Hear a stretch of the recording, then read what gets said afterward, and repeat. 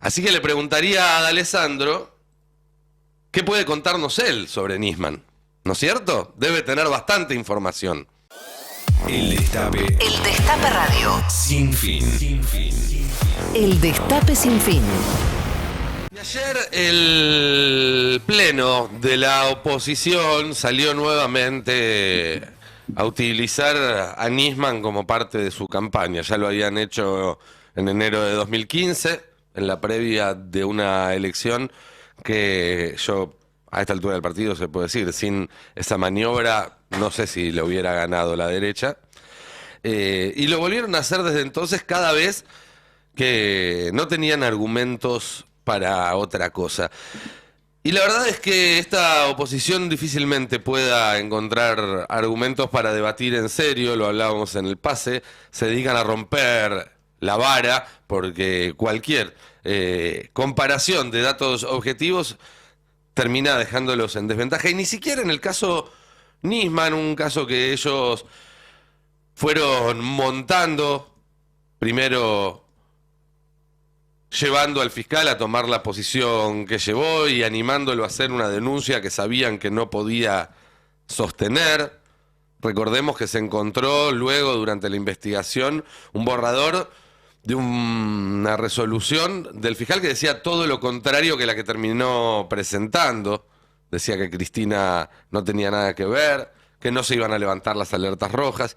Bueno, había armado dos y terminó, por algún motivo, que sin ninguna duda tiene que ver con figuras centrales de esta oposición, eligiendo el camino que ya sabemos que eligió. ¿Alguna vez investigarán las llamadas de Laura Alonso, de Patricia Bullrich? Bueno, hasta que no se investigue eso, vamos a conocer solo una parte de la historia. Decíamos que ayer se montaron nuevamente a esta operación, incluso figuras como el ministro de Seguridad en uso de licencia de la Ciudad de Buenos Aires, Marcelo D'Alessandro, que escribió unos tweets muy sentidos recordando a Nisman y que termina pidiendo merecemos saber. Es porque la investigación respecto a lo que le pasó a Nisman ese fin de semana trágico de enero del 15 está en manos de Julián Ercolini, uno de los tipos que viajó con D'Alessandro al Lago Escondido, invitados por el grupo Clarín. Es decir, si quisiera realmente saber qué pasó con Nisman, si los argentinos merecemos saber qué pasó con Nisman, D'Alessandro debería pedirle explicaciones a su amigo Ercolini, que no le va a poder dar explicaciones, porque el único motivo por el cual la causa sigue abierta 8 años más tarde es porque no encontraron una sola prueba de que se trató de un asesinato, como siguen intentando instalar si vemos los mensajes que dejaron ayer. Pero no hace falta ni siquiera ir hasta Ercolini para que D'Alessandro pueda brindar más información sobre qué pasó con Nisman. Si D'Alessandro verdaderamente cree que los argentinos merecemos saber qué fue lo que pasó, podría dar información él mismo, porque él era el jefe de la policía de la ciudad, de la que formaba parte el oficial Arshak Karagnian, que está desaparecido desde hace muchos años.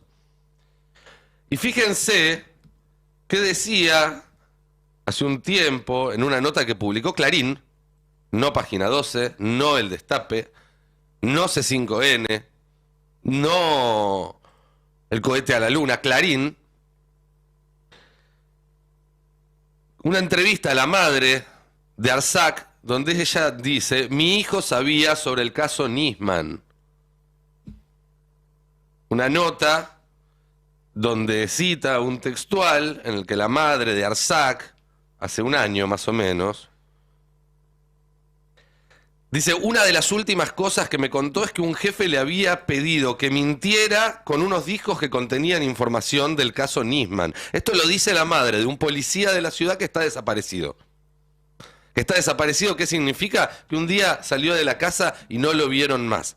Que las cámaras de la policía de la ciudad de Buenos Aires, que tendrían que mostrar dónde estuvo ese día, casualmente estaban todas apagadas. Ahí vemos la nota, ¿sí?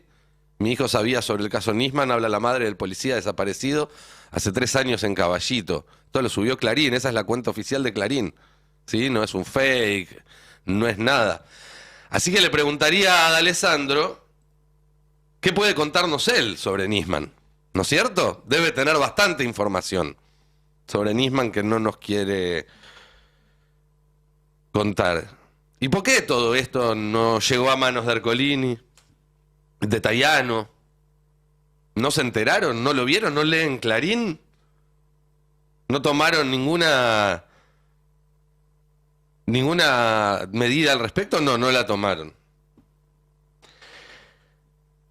Y no la tomaron porque ellos son cómplices de lo que sea que haya pasado con Arsac, de lo que sea que no sepamos hasta ahora sobre Nisman,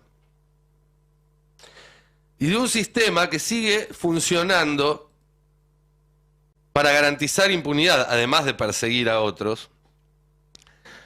Sigue funcionando con una precisión que asusta, incluso cuando todos los focos están puestos ahí, incluso cuando se está haciendo un juicio a la Corte Suprema de Justicia, incluso cuando la mugre de Comodoro Pi queda al desnudo después de que se conocieran los chats. Yo hoy mencionaba en el pase que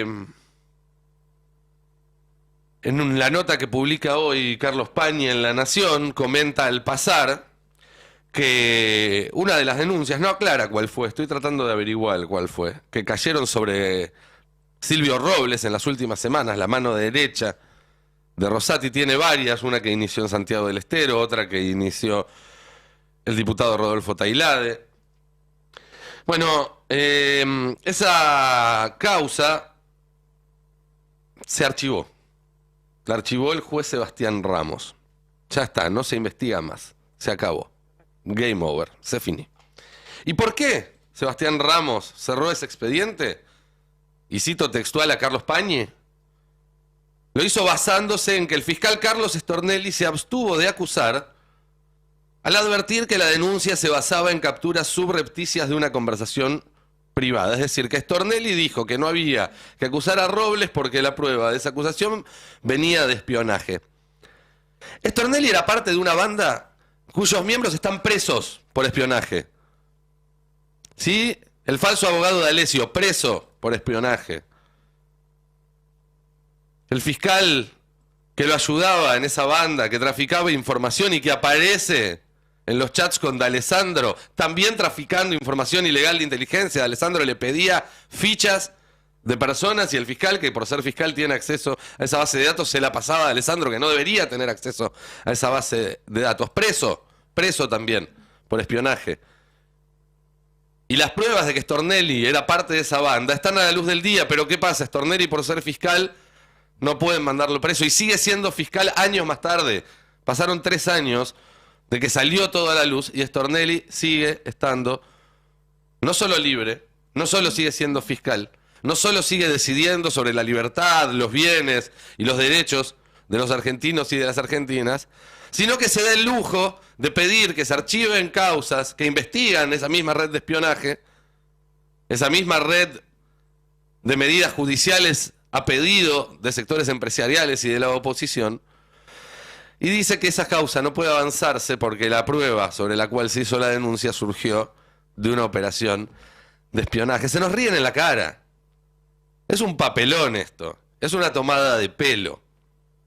Como es una tomada de pelo la falsa congoja por Nisman, hecha por parte de quienes, hoy tenemos que decirlo, muy probablemente están vinculados, son socios, son cómplices de sus victimarios. Victimarios que conoceríamos si hubiera por una vez una justicia que investigara en serio en este país.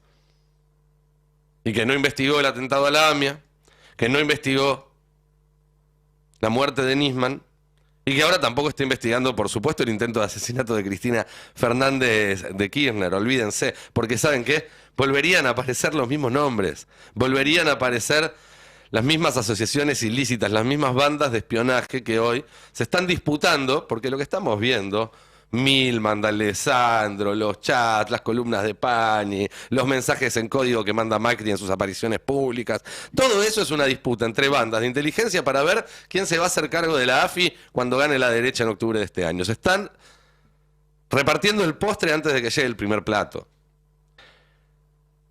Entonces, y esto es lo que más me preocupa, si hace 2 días el juez cerró esta denuncia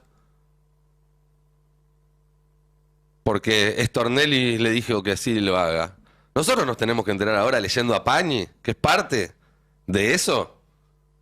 ¿Para qué tenemos un Ministerio de Justicia? ¿Para qué tenemos dirigentes políticos que se pasaron años diciendo si la tocan a Cristina qué quilombo se va a armar? La están tocando, ¿eh? Le pusieron un fierro en la cabeza. ¿Para qué están los nuestros si del otro lado pareciera que cuentan con absoluta libertad para hacer lo que se les cante sin ningún tipo de consecuencia? Un país unido por la radio.